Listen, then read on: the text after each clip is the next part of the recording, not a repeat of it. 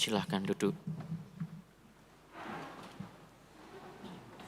Saudari-saudaraku terkasih, di hadapan penderitaan, kita sering bertanya, di mana Tuhan? Mengapa harus aku yang mengalami ini, Tuhan?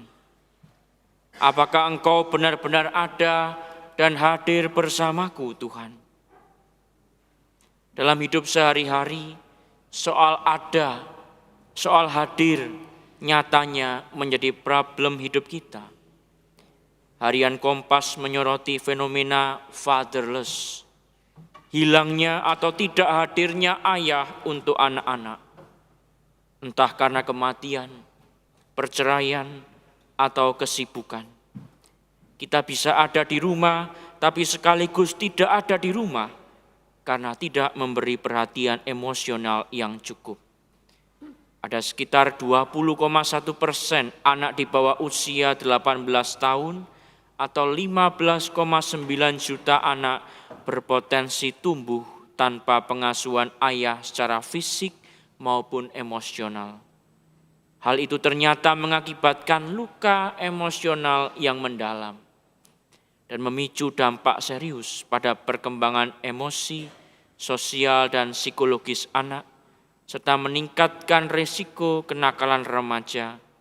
Ada yang terjebak dalam pernikahan dini, kecanduan, bahkan kehilangan makna hidup. Kita mengenang sengsara wafat Kristus. Kita ingat bagaimana dalam kesakitan itu Yesus berkata, "Allahku, ya Allahku, mengapa Engkau meninggalkan aku?" Suatu pertanyaan yang barangkali juga mewakili penderitaan kita. Tetapi kata-kata itu merupakan bagian dari sebuah mazmur. Mazmur 22 yang sangat dikenal orang Yahudi. Mazmur tentang orang benar yang mengalami penderitaan. Persis seperti yang dialami Yesus.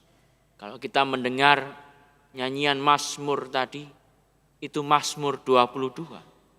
Awal Mazmur sudah kita dengar dalam